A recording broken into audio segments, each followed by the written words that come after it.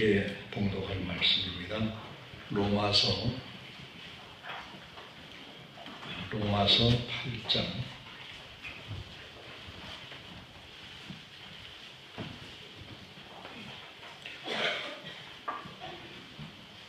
로마서 8장 28절에서 39절까지 말씀. 로마서 8장 29절로 28절로 39절을 교독하겠습니다. 한 절씩. 우리가 알거니와 하나님을 사랑하는 자, 곧 그 뜻대로 부르심을 입은 자들에게는 모든 것이 합력하여 선을 이루느니라.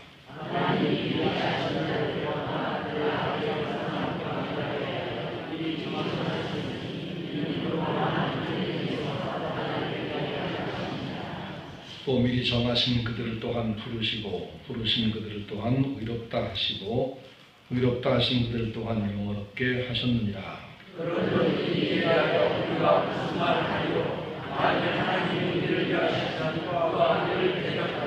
자기 아들을 아끼지 아니하시고 우리 모든 사람을 위해서 내주시니가 어찌 그 아들과 함께 모든 좋은 것을 우리에게 주시지 않겠느냐.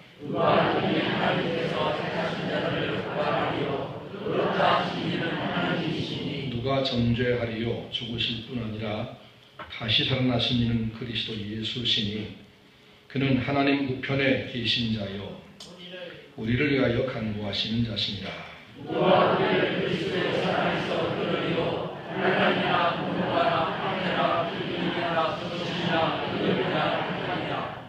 기록된 바 우리가 종일 주를 위하여 죽임을 당하게 되며 도살을 당할 양같이 여김을 받았나이다 함과 같으니라.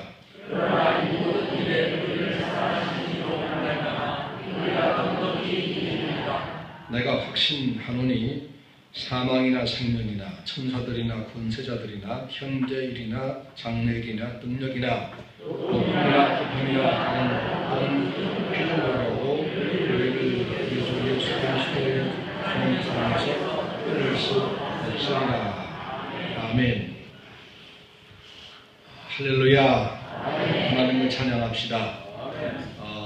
우리 교회가 아침에 말씀한 대로 안정이 되고 이렇게 안 됐으면 지원선거 같은 이런 평상 정상적인 사역은 할 수가 없을 터인데 우리에게 이제 안정을 주셔서 지원선거를 할 수 있게 해주신 것이 감사하고 또 우리 교회들이 뿔뿔이 흩어져 버려서 몇 명이 남지 않았으면 선거도 할 필요가 없게 되지요. 그런데 성도들이 자꾸 모여들어 이제 돌볼 사람이 생겨서 일꾼 뽑게 됐으니까 감사하고 또 우리 안에 뽑혀서 일꾼 될 만한 좋은 인재들이 많이 있으니 참 감사하고 그러죠? 감사할 것뿐입니다.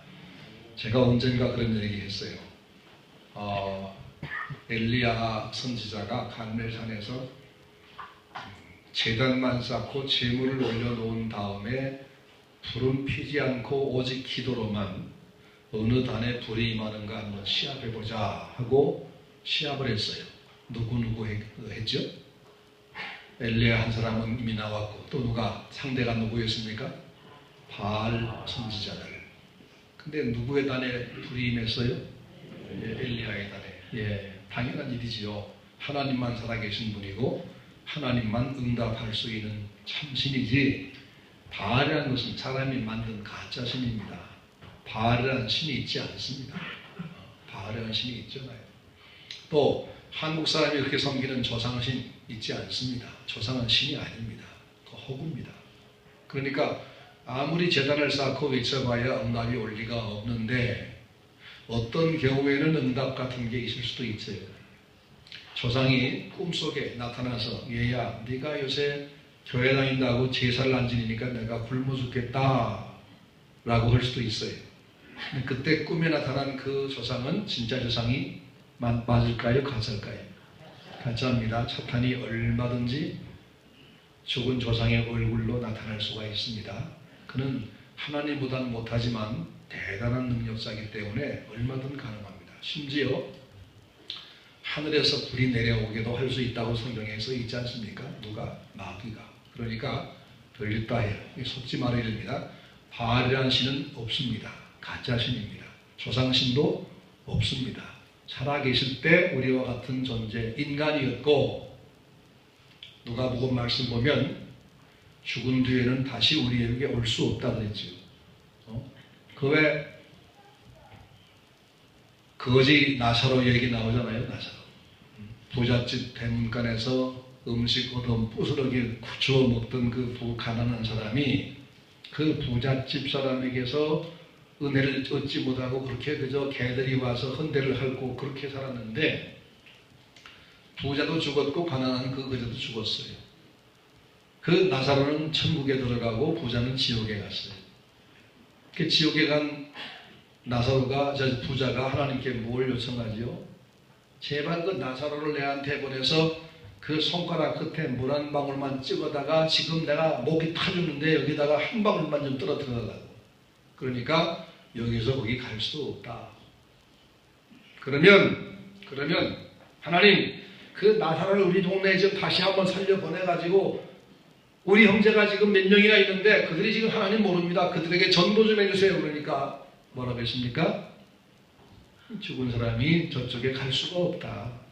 너희와 여기 사이는 큰 구렁텅이가 껴 있어서 여기서 거기 가려고 해도 갈 수 없고 올 수가 없다. 죽은 사람은 사는 사람 세상에 올 수가 없어요. 그러니까 조상이 나타나는 것은 그건 다 마귀 장난입니다.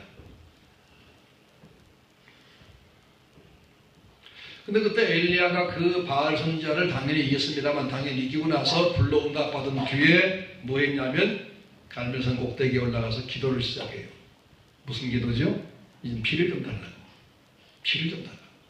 이 백성들에게 하나님이 살아계심을, 하나님만 참신임을 보여줬으니까 이제 이들을 좀 불쌍히 여겨서 이 3년만 동안 지금 죽어가는데, 모두 죽었는데 이들에게 피를 좀 주십시오. 기도하는데 구름 한 장이 없어요. 사환을 보내서 살펴보게 합니다. 한참 기도한 다음에 야, 한번 다시 가봐라. 두 번째 갔다 오고 세 번째 갔다 오고 여섯 번째까지 갔다 오는데 전혀 감감무소식입니다. 일곱 번째 다녀오면서 얼레벌떡 오더니 저 지중해 상공에 손바닥만한 구름 하나가 보입니다. 엘리야는 그걸 뭘로 봤죠? 먹구름으로 봤어요. 이제 막 비가 온다. 그리고는 바로 그 순간 기도를 끝내고 왕에게 기별을 보내기를, 지금 이제 비가 엄청 와서 길이 막힐 테니까 빨리 출발하시오. 그리고 자기는 허리띠를 질끈 돌리고 맨발로 뛰기 시작했는데 왕보다 앞서 갔습니다마는 성에 도착하기 전에 비를 흠신다 맞고 말았다고 되어 있어요. 그 작은 구름 하나를 남들은 보통으로 봤어요. 이 빳빳함은 이날에 저 쬐끄만 구름 하나가 대체 무슨 의미가 있겠느냐 했지만 엘리야는 그것을 하나님의 응답으로 보았어요. 장황한 얘기를 했는데 하나님은 그렇게 일하셨지요. 저는 서문교회 오늘 현재 이 모습에서 서문교회를 위해서 지금 단비가 내리기를 위해서 준비되고 있는 작은 구름을 보았어요. 그 구름이 확장되고 있어요. 곧 놀라운 일이 벌어질 겁니다. 오늘 아침에도 여기 지금 오시는지 모르겠지만 저쪽 신시가지 쪽에 계신 분들이 한 몇 분이 10명이나 오셨어요. 그래서 긴장했지요. 장관들이 긴장을 했어요. 근데 돌아가시면서 인사를 아주 극진히 하시고 오늘 목사님 은혜를 많이 받았습니다. 조만간 전화 한번 드리겠습니다 하고 가시더라고요. 이게 뭔가 좀 이상하잖아요. 하나님이 하시는 분들입니다. 저 구인장은 저기서 신방해달라고. 제가 이번 신방에 4가정이나 신방했고 또 한 분 만나고 5분을 만났어요. 뭐가 좀 되고 있잖아요. 그러죠? 하나님 하시는 분. 이런 날이 오늘 우리에게 왔으니 너무 감사해요. 너무 감사해요. 그래서 감사함으로 투표를 하자 그랬어요. 이제 이분들이 세워지면 결국 누가 도움받지요? 우리 피차 도울 일꾼들이 많아진 거예요. 손이 더 많아진 거, 발이 더 많아진 거예요. 그러죠? 그게 우리에겐 축복이란 말이에요. 그래서 이 공동회는 이건 우리에겐 축제입니다. 굉장한 행복입니다. 서서는 그만하고 이제 오늘 본문 말씀드리겠습니다. 몇 주간 동안의 행사들이 있어가지고 이 교리 공부를 중단했었는데 오늘 이어갑니다. 오늘은 22강입니다. 구원에서의 하나님의 역할, 인간을 구원하는데 하나님은 어떤 역할을 하시느냐 하는 겁니다. 이런 얘기 우리가 들을 것도 없을 겁니다. 이미 다 알고 있으니까. 근데 어떤 사람들은 인간의 노력에다가 하나님의 은혜가 추가돼서 두 가지가 함께 작용해 구원을 받는 거다.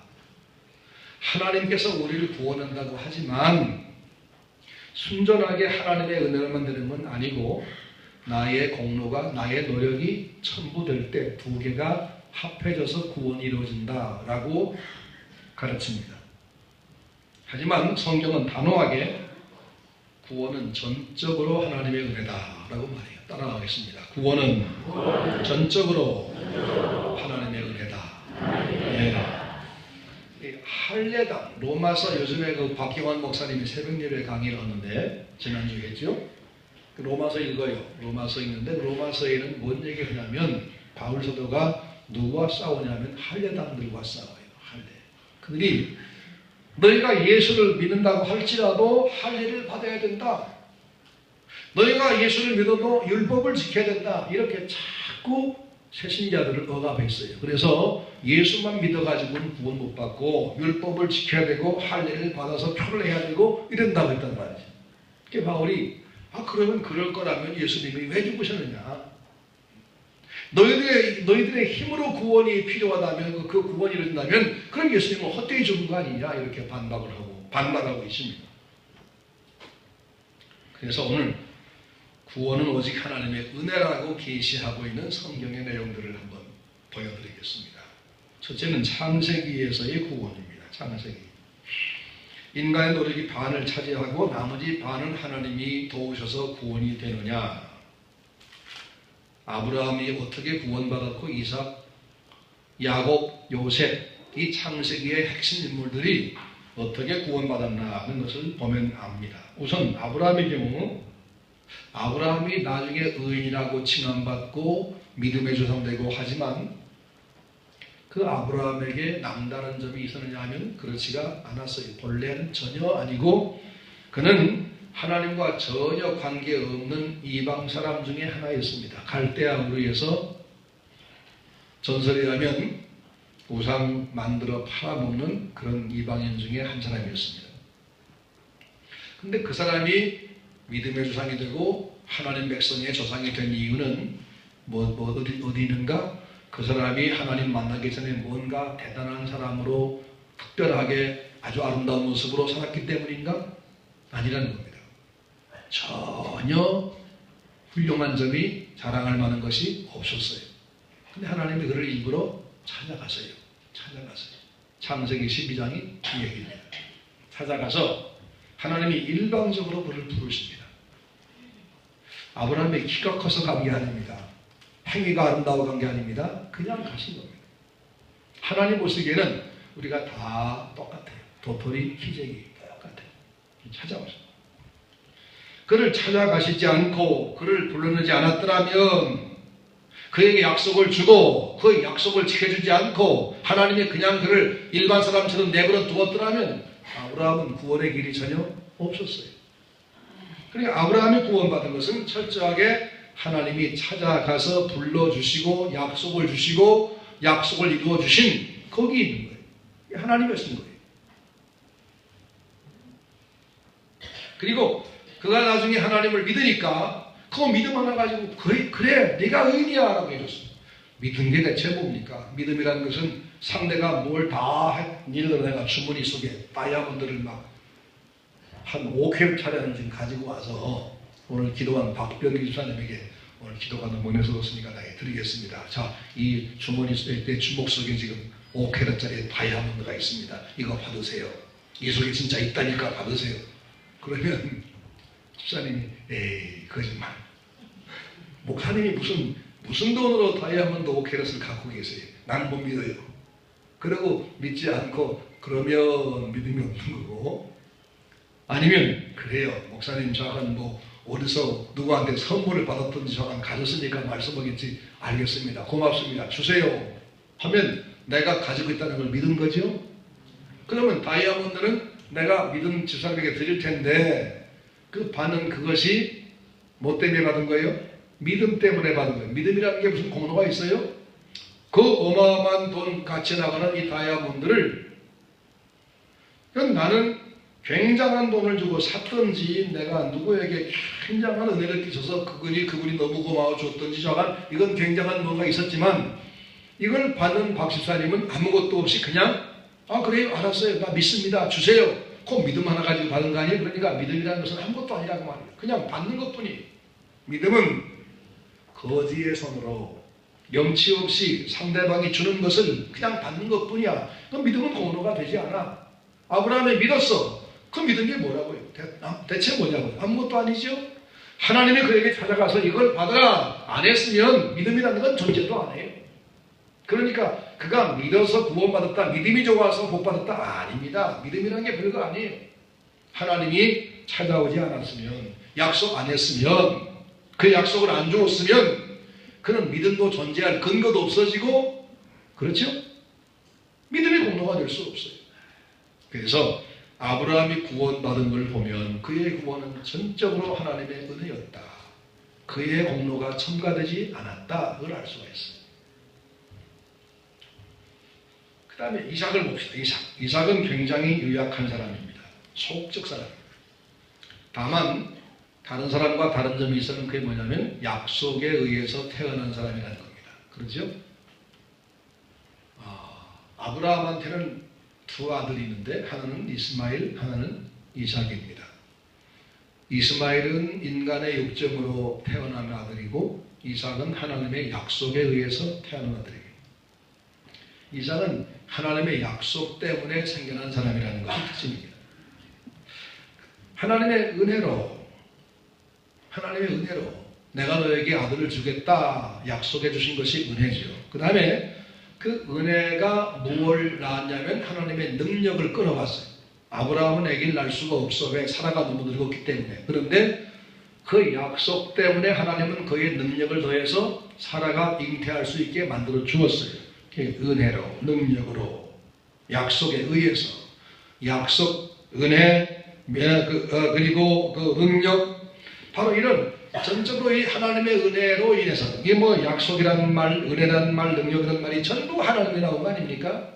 아브라함에게 나온 게 아니죠. 이것 때문에 이삭이라고는 도무지 태어날 수 없는 사람이 태어났어요.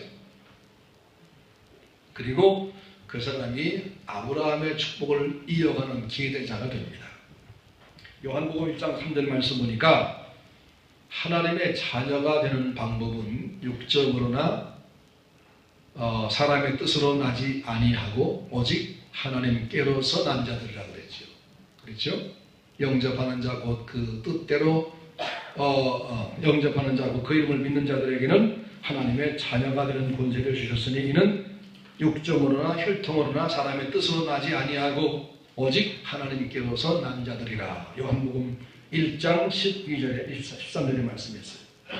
그러니까 이 이삭이라는 사람이 태어난 것은 전혀 하나님의 은혜고, 이 이삭이 태어난 것 자체가 하나님의 은혜라면 그가 복을 받은 것, 그가 구원받은 것, 그가 구원받은 백성의 족보에 들어간 것은 더더욱 하나님의 은혜죠. 그러죠? 그 한가한 것도 없어요.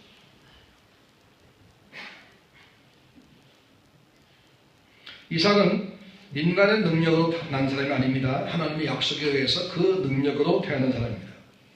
이것은 구원이라는 것도 인간의 구원도 전적으로 하나님의 은혜로 되어지는 것임을 보여주고 있어요. 또 이삭의 아들이 누구죠? 야곱도 에서와 야곱, 형제간이죠. 야곱의 경우 보면 야곱은 태어날 때부터 소형이 좋지 못했어요. 형의 발꿈치를 끌어당겨서 지가 먼저 나가려고 거기서부터 싸운 사람이에요. 싸움쟁이, 시비 거는 사람, 욕심이 많고 자기중심적인 사람, 남 속이기를 좋아하는 사람. 그게 오죽했어야 야곱이다 그렇게 지었겠습니까? 이런 이기적인 야곱을 하나님이 복된 사람으로 만들어 주었어요. 하나님이 그를 버리지 않았어요. 하나님의 약속을 그는 번번이 어겼죠. 지난번 설교한 적이 있는데 그는 하나님을 항상 이용해 먹었어요. 세겜으로 가서 하나님이 베델로 가라 했는데 베델로 가지 않고 제가 오늘은 세겜으로 가서 거기 정착에 돈을 좀 벌고 안정되게 살려고 하나님 앞에 약속한 대로 베델로 가면 돈 들여 성전 지으라고 형 따라서 세일로 가면 형이 뺏을지 모르고 그러니까 뺏기지도 않고 바치지도 않고 내 건 내가 쓸 수 있는 세겜이라는 곳으로 갔어요. 거기 가서 짐승 구리간을 짓고 집을 짓고 정착하래요. 그리고는 제단을 쌓고 나서 그 제단 이름 뭐라고 부르죠? 엘렐로헤 이스라엘이라고 불러요. 그 뜻은 하나님은 내 하나님 그런 뜻이에요. 하나님은 내 마음대로 다 해주셔. 그런 말. 하나님은 내가 이용해 먹을 수가 있어. 하나님은 내 말은 다 들어줘. 이런 얘기입니다. 꼭 우리 신앙 같아요. 하나님 말씀 따라가는 것이 아니라 내 이익을 따라가면서 하나님은 지금도 나를 도와주겠지. 그런 생각. 이게 야곱이었어요. 내가 하나님은 그런 사람 빼버려. 이 사람은 약삭받은 사람, 못된 사람이야. 근데 하나님도 야곱을 끝까지 추적하며 참아주고 그가 남을 속이면 저도 한번 속게 만드시고 그렇게 만드세요. 그래서 그가 어려서부터 속이기 잘한 능수한 사람이 능수는 있지만 그런 외삼촌한테 가서 지가 남 속인 만큼 또 속아요. 그게 하나님의 훈련이었어요. 그는 세겜으로 가서 제 계획대로 살아가고 있지만 세겜에 가서 딸 디나가 강간당해서 죽을 뻔해요. 그리고 부족 전쟁을 일으켜서 하마터면 다 죽을 뻔했어요.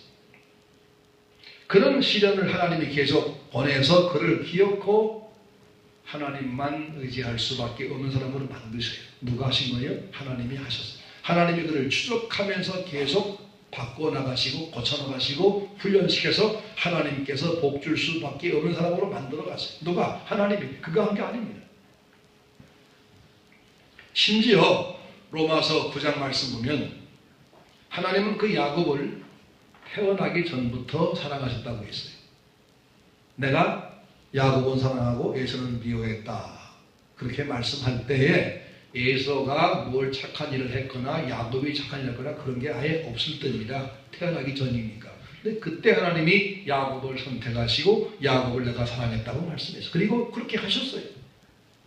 태어나지도 않은 사람에게 그렇게 사랑을 선포하고 기어코 복을 받게 하신 그걸 보면 뭘 볼 수 있느냐? 우리의 구원은 전혀 우리의 노력이 아니다. 하나님의 선택, 하나님의 은혜일 뿐이다 라는 걸 알 수 있어요. 믿어지십니까? 신기하죠?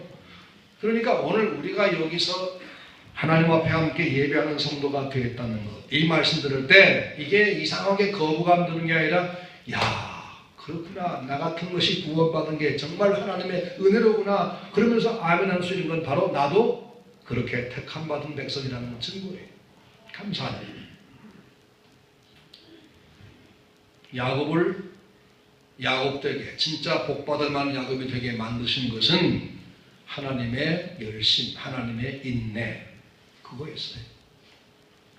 그 다음에 요셉의 경우를 보면 요셉의 경우를 보면 그는 본래 태어날 때 야곱의 11번째 아들로 그리고 야곱이 제일 이뻐하는 라헬의 아들로 태어났지요. 그래서 아기 때부터 사랑을 받았습니다. 하지만 그가 그것 때문에 형들의 미움받아서 애굽으로 팔려가며 노예가 됐습니다. 근데 그는 그 노예로 팔려간 상황에서도 하나님이 그를 추적해서 그에게 은혜를 주심으로 그가 어디를 가든지 형통하게 만들었어요. 그가 어떤 집에 가서 종 노릇하면 종 하나가 들어왔다는 것 때문에 그 집이 모든 게 잘 되기 시작한 겁니다. 그 감옥에 억울하게 끌려가면 그 사람 때문에 감옥 안이 문제가 풀리는 거예요. 결국 그가 나중에 애굽의 왕자리 바로 옆에 총리가 되어서 앉았습니다. 자, 요셉이 애굽에 성공한 것은 그의 성실함, 정직함, 그 신앙, 그의 훌륭한 장점을 얼마든 말할 수 있지만 하지만 여러분 착하고 성실하다고 노예가 자유인될 수 있습니까? 노예, 한 번 노예가 된 사람이 성실하다고 해서 정직하다고 해서 노예에서 풀어날 길이 있습니까? 불가능해요. 이 시대에 고등학교 졸업하고 나서 대기업의 어떤 사원으로 갔다가서 나중에 이사가 되고 사장 되고 하는 일이 있을 수 있지만 노예는 그렇게 못 되는 거예요. 노예는 아니에요. 근데 이 요셉은 애굽의 노예로 팔려갔는데 노예가 총리가 돼요. 그게 성실함 때문에 불가능해요. 그게 아니에요. 하나님이 그를 그렇게 만드셨어요. 하나님이 그렇게 만드셨어요. 이것을 볼 때 구원은 여호와에게서 나오는 겁니다. 보디발 집에 갔는데 보디발 때문에 그 집 모든 게 너무 잘 돼요. 그 주인이 그걸 알아. 야, 희한해. 아니 우리 집 요셉 왜 이렇게 모든 게 잘 되지? 아하, 얘를 우리가 사온 날로부터 그래. 얘가 누구에게 신에게 복받는 아인가 봐. 그걸 주인 눈치를 채. 성경 보니까 주인이 그걸 알았다 그랬어요. 그래서 요셉한테 모든 걸 다 맡겨. 요셉의 손에만 들어가면 잘 되니까. 근데 부인이 유혹하다가 잘 안 되니까 누명을 씌워가지고 감옥에 보냈는데 감옥에 가니까 또 요셉이 손대면 모든 게 잘 돼. 요셉에게 그런 능력이 있나요? 요셉한테 그런 마술이 있나요? 하나님이 요셉을 그렇게 특별하게 축복하십니다. 감옥에 가는데 그 감옥에 마침 왕의 고위직 신하들이 들어오는 것이요. 거기서 왕이 가장 청해받은 이 시금료를 담당하는 사람이 왔다가 그 요셉이 꿈 해석하는 걸 듣고는 기가 막히다고 탄도하고 가요. 근데 요셉이 언제 꿈 해석 들어본 적이, 그런 거 해본 적이 있습니까? 하나님이 그에게 지혜 주었죠. 나중에 고백했잖아요. 내가 알게 하는 게 아니라 하나님이 알게 하신다고. 그래서 애굽 왕 앞에 가서 왕의 꿈을 해석하는데 희한하게도 그 앞에 가게 하려고 애굽 왕의 꿈을 꿔놓고는 잊어버리게 만드셔. 잊어버리게 만들어. 해석은 고사하고 꿈이 뭐였든지 알지도 못해. 그 요셉에 가서 꿈을 알려주고 해석해주고. 그건 누가 한 겁니까? 남의 꿈을 알려주시는 게 누구예요? 요셉이 그 꿈을 꾸었어요? 하나님 알게 해주시니까 그러죠. 그러니까 요셉이라는 사람이 애굽에서 성공한 것은 전적으로 110% 다 하나님 것인 것. 하나님 것인 것.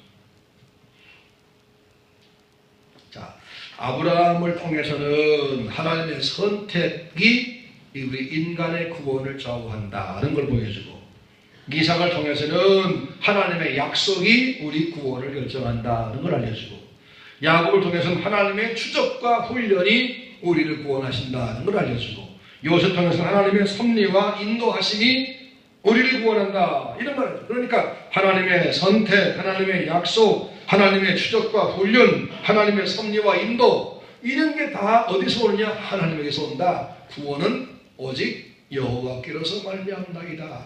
누가 한 말이죠? 요나가 한 말이죠. 요나가 물고기 뱃속에서 하나님 앞에 기도하고 그 기도를 마칠 때 맨 마지막에 한 말이 구원은 오직 여호와께로서 말미암나이다 라고 고백했습니다. 내가 비록 땅의 뿌리까지 내려갔지만, 내가 물고기 뱃속에 지금 삼켜졌지만 하나님은 여기서도 나를 구원할 수 있습니다. 구원은 오직 여호와께로 나옵니다 라고 확신의 기도를 했는데, 그 기도를 하자마자 하나님은 물고기에 명령해서 바닷가에 토해버리게 만드셨죠. 그러죠? 구원은 여호와께로서 나옵니다. 따라합시다. 구원은 전적으로 여호와께로부터 나온다. 예, 그럼 여러분이 구원받은 것은 누가 구원해 주신 거예요? 여호와 하나님이. 내가 구원받은 것은요? 역시 여호와 하나님이. 우리 교회를 세우신 분은요? 여호와 하나님이. 여기까지 이끌어오신 분은요? 여호와 하나님이. 오늘 일꾼 세우는 분은요? 여호와 하나님이. 그래요. 사람이 제비는 뽑지만 일의 결정은 여호와께서 하신다고요. 자, 그러면 창세기 이렇게 족장들의 구원받은 일들을 통해서 하나님이 구원하신다는 걸 알 수가 있게 됐고요. 출애굽기를 보겠습니다. 출애굽기를 보면 역시 풀어나옵니다. 이 세상에서 가장 영광스러운 민족이 있다면 이스라엘 백성일 겁니다. 왜? 하나님이 직접 계획을 가지고 만드신 민족이에요. 아브라함한테 75세 난 아브라함을 찾아오셔서 내가 너에게 씨를 하나 주마. 아이가 없던 사람인데, 그리고 네가 낳는 그 씨로 말미암아 한 민족을 만들어 주마 라고 꿈 같은 얘기를 하셨어요. 근데 그 꿈이 누가 꾼 꿈? 누가 계획한 꿈이에요? 하나님이 계획하신 꿈. 그건 이루어져요? 안 이루어져요? 이루어졌어요. 그래서 아브라함이 100살 때 아들을 낳았어요. 그 이삭이 40 넘어 장가를 갔어요. 쌍둥이를 낳았어요. 에사와 야곱이었어요. 야곱이 나중에 고생하다가 아내를 한꺼번에 둘 얻어가지고 애를 낳았어요. 나중에 그 아내 여종들까지 해서 넷이 12명 자녀를 낳았어요. 12명 아들을 낳았어요. 딸 하나, 아들 12. 그 12이 나중에 한 민족, 한 족속, 즉 이제 한 지파씩 해가지고 한 민족이 만들어졌어요. 하나님 말씀한 대로 이스라엘이 만들어져요. 이스라엘은 특별한 민족이죠. 그들은 하나님을 상대해서 하나님이 특별히 일부러 조성한 민족, 하나님이 그들에게 수없이 찾아와 말씀하신 민족, 하나님 앞에 예배하는 성전을 가졌던 민족, 하나님이 주신 율법을 가진 민족, 그렇죠? 그리고 하나님의 아들 인류의 구세주가 그 민족을 타고 나오신 민족, 너무너무 특별해요. 근데 이스라엘이 그렇게 특별한 은혜를 받은 것은 무엇 때문일까? 요즘에 유대인들의 아이들 교육하는 교육 방법, 탈무드를 배우고 사람들이 관심을 갖지만, 과연 유대인들에게 그런 장점이 있느냐? 아닙니다. 이스라엘 백성이 처음부터 선한 게 아니었습니다. 그들이 다른 민족보다 우월한 게 아무것도 없었습니다. 성경 보니까 오히려 그 반대를 말씀합니다. 출애굽기 32장 7절, 여호와께서 모세에게 이르시되 너는 내려가라. 네가 애굽 땅에서 인도하여 낸 내 백성이 부패하였도다. 여호와께서 또 모세에게 이르시되 내가 이 백성을 보니 목이 곧은 백성이로다. 부패한 민족, 고집세 민족이다 라고 지적했어요. 신명기 9장 6절, 그러므로 네가 알 것은 내 하나님 여호와께서 내게 이 아름다운 땅을 기업으로 주신 것이 내 의로움 때문이 아니니라. 하나님이 이스라엘 백성에게 가나안 땅을 준 이유가 그들이 착해서 준 게 아니라는 겁니다. 그 다음에 더 말씀합니다. 너는 목이 곧은 백성이니라. 너는 광야에서 내 하나님 여호와를 경노하게 하던 일을 잊지 말고 기억하라. 너희가 옛날 저 가나안 땅에서 애굽에서 나와서 광야 생활할 때 하나님을 얼마나 화나게 했는지 그거 너희 아냐? 그 말이에요. 하나님을 날마다 분노케 한 민족이 이스라엘 민족입니다. 그런데도 그들에게 하나님께서 가나안 땅을 주었습니다. 그런데도 그들을 당신 백성을 삼았습니다. 네가 애굽 땅에서 나오던 날부터 오늘까지 늘 여호와를 거역하였으되 라고 말씀합니다. 하나님이 그들의 악행을 잘 눈치를 못 채서 얘들이 나한테 지금 잘하고 있거니 하고 목준 게 아니라는 겁니다. 뻔히 그들의 거역을 날마다 보시면서 그럼에도 불구하고 그들을 당신 백성을 삼고 복을 주었다. 그런 얘기입니다. 성경에 그렇게 써 있습니다. 혈통이 우수해서? 아닙니다. 수적으로 많아서? 아닙니다. 겸손해서? 아닙니다. 신앙 좋아서? 절대 아닙니다. 신명기 7장 7절, 여호와께서 너희를 기뻐하시고 너희를 택하신 것은 너희가 다른 민족보다 수요가 많은 연고가 아니라 너희는 민족 중에 가장 작으니라. 이렇게 말씀하십니다. 하나님이 한 민족을 특별히 써서 하나님의 영광을 드러내려고 하면 그 당시에 이미 대단한 훌륭한 큰 민족이 있었어요. 그들을 들었으면 되는데 그렇게 않고 아무것도 없던 것들을 만들어서 한 민족을 만들어 주었지만 그들은 한 번도 여호와의 은혜에 제대로 감사한 적 없고 때때로 하나님을 화나게 만들었던 민족이에요. 이렇게 이들은 죄악되고 강팍하고 자랑할 게 없는 사람들, 하지만 이들의 하나님은 하나님께서 당신이 일찍이 아브라함에게 약속했던 그 약속을 기억하시고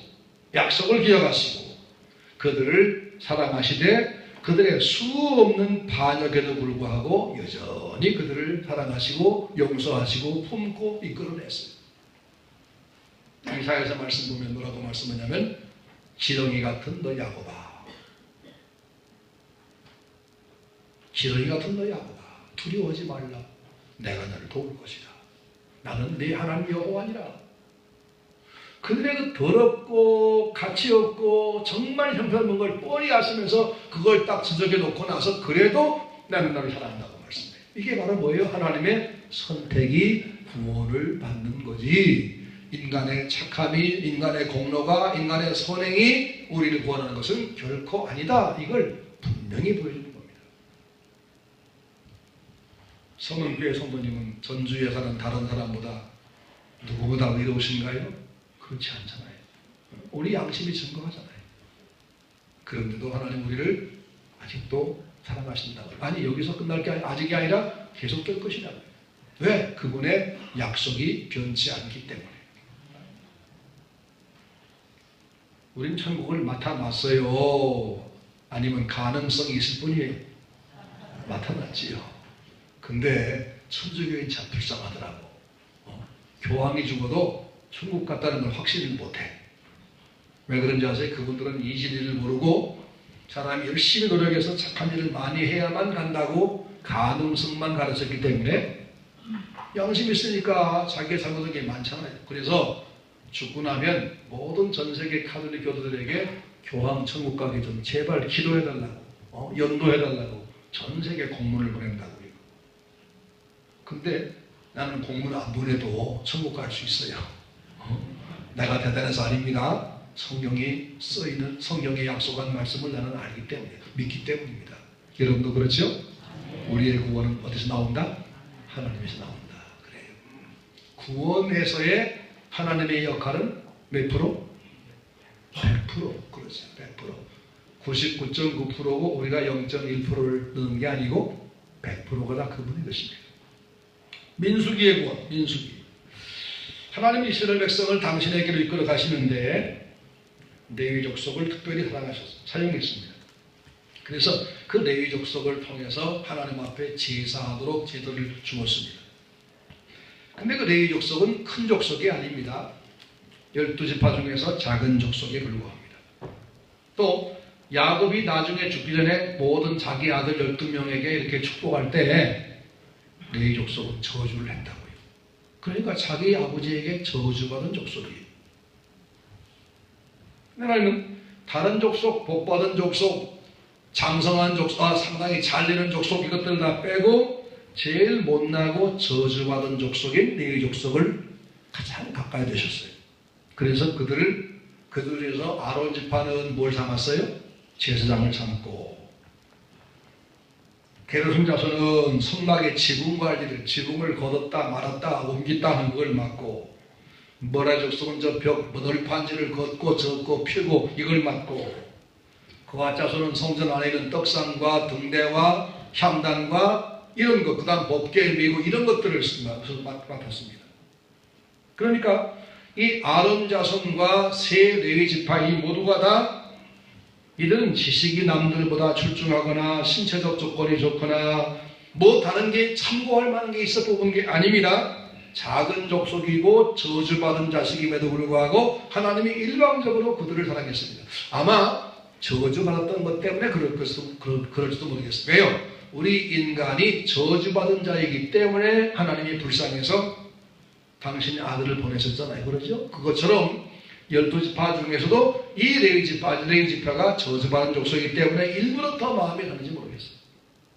그러니까 저주받은 것을 볼 때는 도무지 하나님의 은혜에 받을 만한 자격이 없는 게 분명히 밝혀지는데, 그 불쌍한 자에게 임한 하나님의 은혜는 더 임할 그런 위치와 그런 환경이 되는 거죠. 하나님은 그래서 마음이 상한 자에 가까이 가시는, 불쌍한 자들에게 자비를 펴시는 분. 하나님이 일방적으로 이 지파를 사용하신 겁니다. 따라서 무죄한 인생을 하나님이 무조건적으로 자비를 베풀어 택하고 불러내고 사랑하고 구원하고 책임지고 하신다는 것을 알 수가 있습니다. 오늘 읽은 본문 말씀 보면 30절이에요. 로마서 8장 30절. 거기 제가 지금 말하는 얘기가 써 있습니다. 30절 보겠습니다. 시작. 또 미리 정하신 그들을 또한 부르시고, 부르신 그들을 또한 의롭다 하시고, 의롭다 하신 그들 또한 영원롭게 하시니라. 예, 하나님이 당신의 일방적인 생각으로 이렇게 보시다가 너 내가 보니까 너 사랑 많이 못 받았겠구나. 너 힘들겠구나. 이런 생각으로 너 하신 다음에 그게 뭐예요? 선택입니다. 택하신 자들 또한 불러내서 너 이리 와봐. 이리 와. 선택을 불러내서 당신 가까이 부르시고 그 다음에 부르신 그들을 보니까 너무너무 더러워.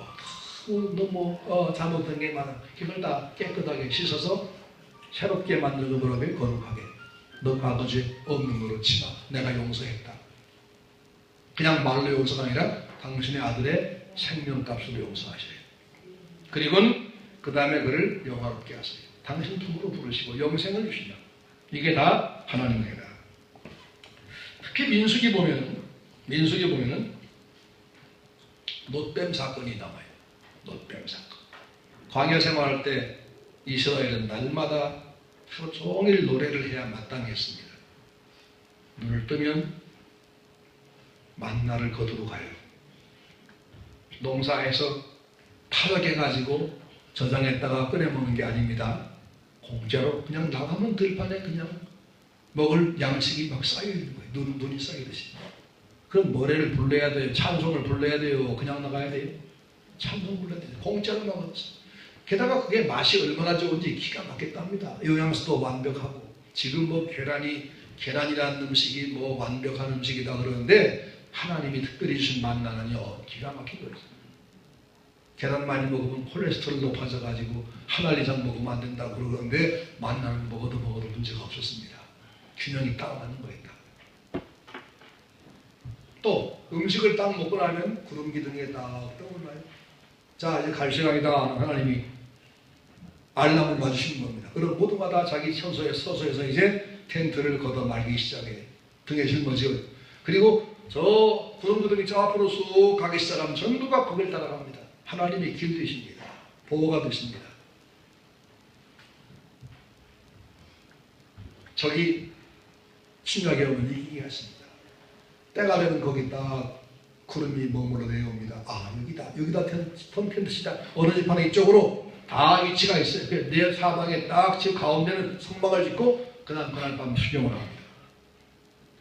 그러고 나면 진가에 뭐가 떨어지느냐? 메추라기가 투둑투둑 떨어집니다. 새고기가. 새 사냥하러 막 때려져 나간 게 아닙니다. 그냥 집 옆에 떨어지는 거예요. 그냥 주워다가 털 뽑아가지고 구워 먹으면 돼요. 세상에 이런 신나는 게 어디 있습니까? 이게 하루아침이 아닙니다. 하루 이틀이 아닙니다. 매일매일.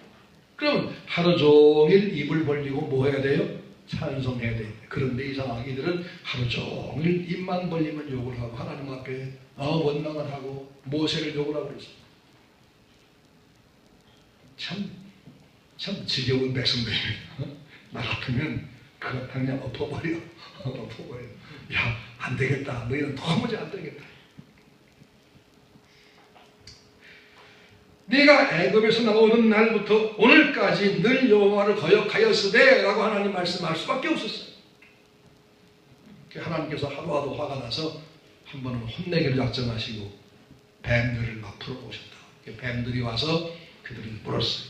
보통 뱀이 아니고 독사. 사막의 뱀 중에 무서운 뱀 뭐가 있죠? 여러분 아시는 거? 꼬리에서 막 딸랑딸랑 하는 거. 방울뱀. 그거 한 번 물리면 그냥 죽습니다. 그 뱀들이 와서 이스라엘 사람들, 원망한 사람들, 주둥이가 이렇게 나온 사람들 다 물어버렸어요. 물었더니 뱀도 열나 죽어갑니다. 여기저기서 막 통곡이 나오고 비명 지르고 난리가 났어요. 갑자기 난리가 났어요. 모세가 그걸 보고서는 어떻게 생각했을까요? 참 됐다 이놈들. 내가 그럴 줄 알았어. 내가 너희들을 위해 다시는 기도하나 봐라. 다 죽어버려. 그러고 싶었을 거예요. 근데 모세는 그런 사람이 아니었어요. 그래서 기도를 했어요. 하나님, 보시는 보세요. 이들 다 죽습니다. 저렇게 죽어버리면 이 사정, 저들이 얼마나 못돼 먹은지도 모르는 저 남들은 여호와가 힘이 없어서, 여호와가 능력이 여기까지밖에 안 돼서 애굽에서 해방은 시켰지만, 호기 좋게 해방은 시켰지만, 홍해는 갈라냈지만 더 이상은 못하고 광야에서 다 죽였다. 이렇게 말하지 않겠습니까? 여호와 하나님, 당신의 명예를 위해서 한 번만 좀 용서해 주세요. 어떻게 할까요? 기도했던 하나님께서 모세에게 말씀했죠. 야, 그러면 이렇게 해라. 너희들은 물은 뱀이잖아. 뱀 모양으로 노새를 녹여서 뱀을 만들어. 그리고 장대에다 그걸 높이 달아서 가운데 세워놓고 모든 뱀 물린 사람에게 이 뱀을 바라보면 산다고 외쳐라. 모세는 감사합니다. 정말 감사합니다. 그렇게 하겠습니다. 하고는 너무너무 감사해서 얼른 여기저기서 노쇠를 구해다가 그걸 막 불을 피워서 녹여가지고 뱀 모양을 만들어서 빨리 해야 되니까 하루 한순간 빨리 해야 사람 안 죽으니까 덜 죽으니까 그걸 높이 세웠어요. 그리고 외칩니다. 자, 뱀 물린 사람마다 이 놋뱀을 보면 산다고 여호와께서 말씀했다. 이걸 봐라. 그러니까 사람들이 뭐라고 했을까요? 저 모세 인간 미쳤나 보다. 말 되는 소리를 해야지. 아니, 우리는 물은 것이 뭔데? 뱀이야, 뱀. 우리 몸에 뱀독이 올랐어. 무슨 풀을 찧어서 발라라 그러면 혹이 될지 모르지만, 아니 무슨 어디 뭐 돌멩이 가루를 바르라 그러면 혹시 그것도 내가 믿을 수 있다고 쳐. 그런데 저 멀리 있는 저 놋뱀을 바라보라고 생각해 봐요. 200만 년 이상이 들판에 퍼져 있으니까 그 넓이가 얼마나 넓겠냐고요. 그것도 여의도 광장같이 잘 만든 광장이 아니에요. 돌멩이, 나무, 가시덤불 막 우거진 그런 그 들판입니다. 그러니까 사람 설 수 있는 거 없는 곳이 있으니까 그게 아마 한 3, 40리 퍼졌을 겁니다. 이 놋뱀을 가운데 세웠다고 하더라도 저 가에서는 보이질 않아요. 잘. 근데 사람들은 저쪽에 놋뱀이라는 게 있대. 그러니 우리는 안 보이지만 그쪽이라도 바라보자. 그들 다 살았다고요. 근데 대부분 사람들은 말도 안 된다.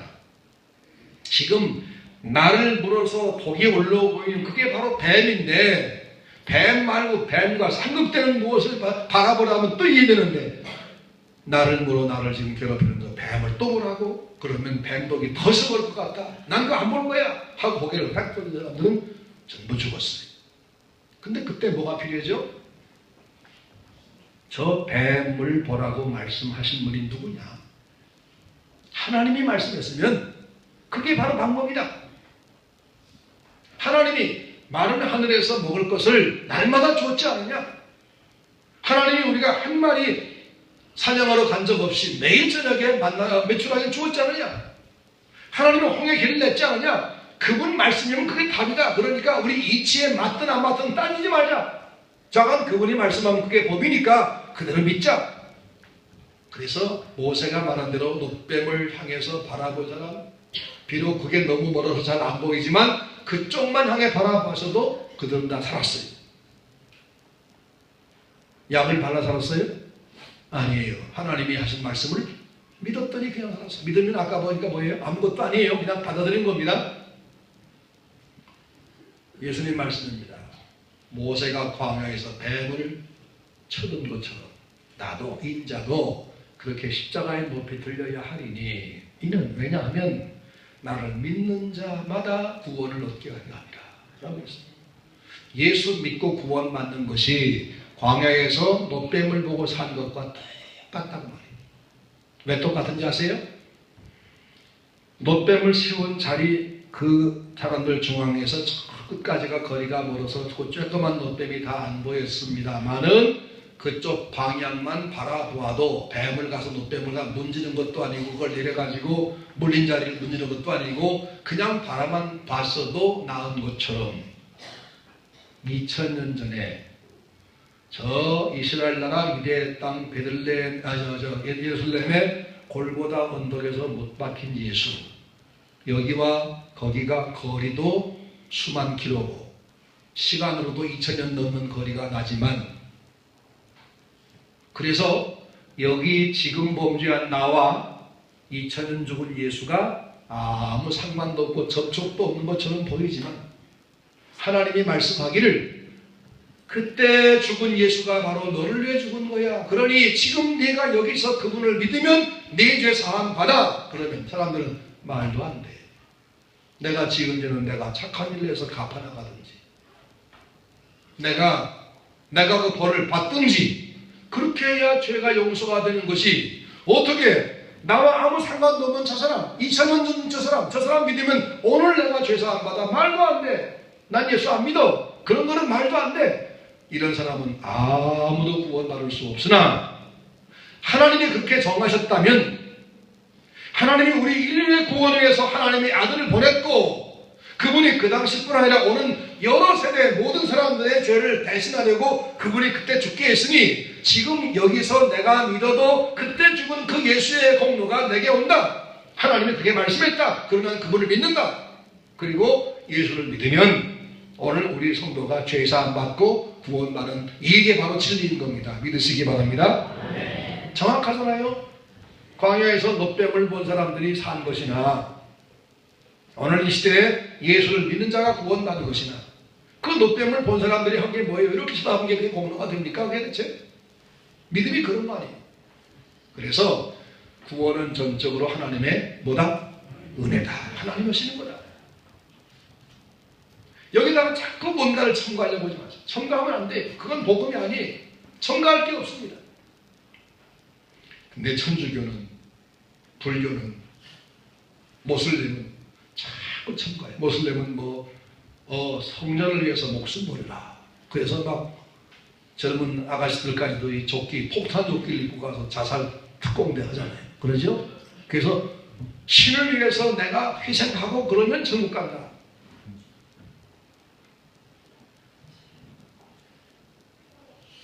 이게 다 거짓말이죠.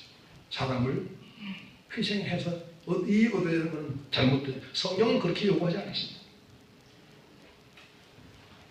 죄인을 구원하는 데는 인간의 공로, 인간의 수단, 지식, 이치 이런 게 아니라 하나님이 하신 일을 믿고 순종하는 데 있는 겁니다. 따라하겠습니다. 하나님이 하신 일을 내가 믿고 순종하면 된다. 예. 요한복음에서 어떻습니까? 요한복음 보면 교육자님 계신가요? 여기? 어디 손 들어봐요. 교육자 누가 계신가요? 아무도 안 계세요? 다 중국에 바쁘신가 보죠? 누가 한 분 저 뒤에서 한 분 가셔서 저쪽이 어떻게 진행되는가를 보고 와서 내한테 좀 얘기해 주시면 좋겠어요. 저희가 심심하게 그냥 앉아있는 것보다 끝날 때까지 말씀 듣고 있다 가는 게 낫지요. 네, 그렇게 합시다. 요한복음을 기록한 목적은 예수님이 하나님의 아들이시고 그리고 우리를 구원하러 오신 우리 구주라는 것을 사람들에게 믿게 하려고 요한복음을 기록했어요. 요한복음 20장 31절 말씀, 오직 이것을 기록한 것은 오직 이것을 기록함은 너희로 예수께서 하나님의 아들 그리스도이심을 믿게 하려 하며 또 너희로 믿고 그 이름을 힘입어 생명을 얻게 하려 함이라 라고 말씀. 다 끝났어요? 아직 안 끝났어요? 예. 그러니까 그 정도가 아니라 몇 번 뒤에 지금 끝나겠는가를 내한테 이렇게 알려주신대요. 그 요한복음에는 예수님이 하나님의 아들이라는 사실을 선언할 뿐 아니라 그걸 뒷받침하기 위해서 7가지 표적, 7가지 증거, 7가지 선언을 하고 있어요. 7가지 표적이 뭐냐면 요한복음에는 맨 먼저 물로 포도주를 만든 기적이 나오죠. 그러죠? 네. 초점은 이쪽으로 가시는데 이쪽으로 가세요. 물로 포도주를 만드신 기적. 또 왕의 신하의 아들을 살리신 기적. 38년 된 병자를 베데스다 목강에서 고치신 기적. 오병이어 걸어가지고 5,000명을 먹이신 기적. 또 무리를 걸어가신 기적. 소경의 눈을 뜨게 하신 기적. 죽은 나사로 살리신 기적 등 7가지 기적이 요한복음에 나와요. 그 요한복음에 그런 기적을 하는 이유가 뭐냐면 바로 예수님이 하나님의 아들이시고 우리 구주다 이걸 보여주기 위해서요. 하나님의 아들이고 우리 구주다. 또 사람들이 예수님에 대해서 저만하는 내용이 일거에 나옵니다. 세례요한이 뭐라 했냐면 하나님의 아들. 네? 30분 정도.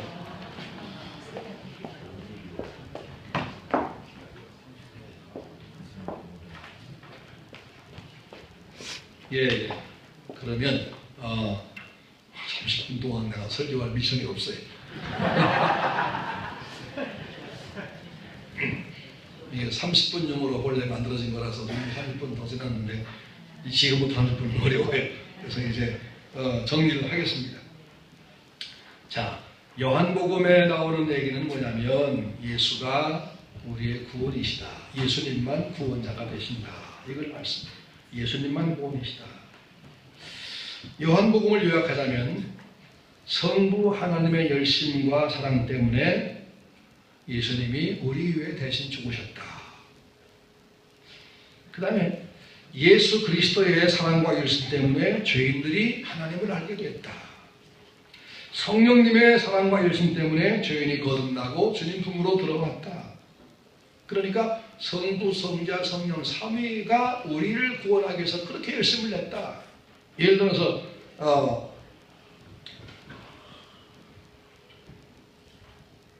이 성경 어디를 봐도 하나님의 은혜가 인간을 구원한다라고 하는 것을 계속 분명히 밝혀주고 있어요. 그 다음에 로마서에는 뭐라고 말씀하는가 하면 로마서를 보면은 사람은 다 죄인이다 그러죠. 너도 나도 죄인이다. 의인은 하나도 없다. 모두가 다 치우쳐 무익하게 되고 그 입은 열린 목구멍 열린 무덤이고 혀로는 속이 베풀고 발은 피를 바르고 전부 인간은 그렇게 삐뚤어져 있다. 그런데 그리스도께서 우리 대신에 십자가에 죽으심으로 우리 죄를 사하는 제물이 되셨다. 그리고 이제 우리 죄인은 우리를 위해 죽으신 예수 그리스도를 믿음으로만 구원받는다라는 사실을 말씀해요. 율법을 준수해야 구원받는 거 아니다. 할례 받을 필요 없다. 오직 믿음으로만 구원받는다. 근데 믿음은 공로가 아니다. 하나님이 공로를 세우신 것을 내가 그냥 받아들이는, 손 내미는 거에 불과하다.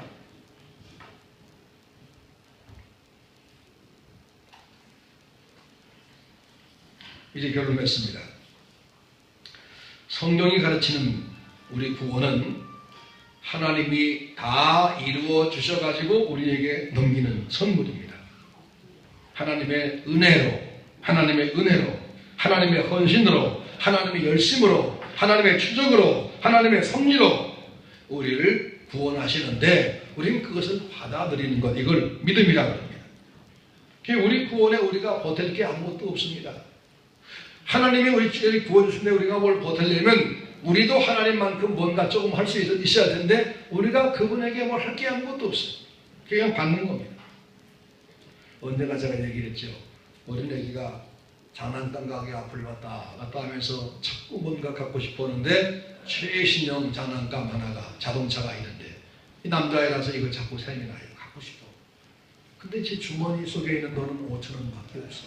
용돈 받은 5,000원 있는데 저 자동차는 50만 원이래요. 100배 비싸죠? 50만 원. 어떻게 사죠? 저는 못 사죠. 영영 못 사죠. 근데 아빠가 와서 사주면 된다고. 그러죠? 아빠가 와서. 구원은 그런 겁니다. 우리는 우리 구원받기에 뭔가 기여할 만한 것이 아무것도 없어요.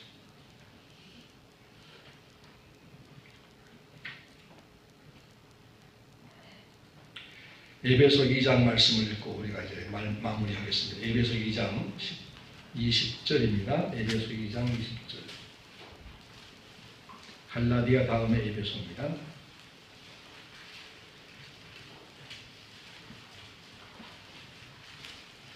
8절부터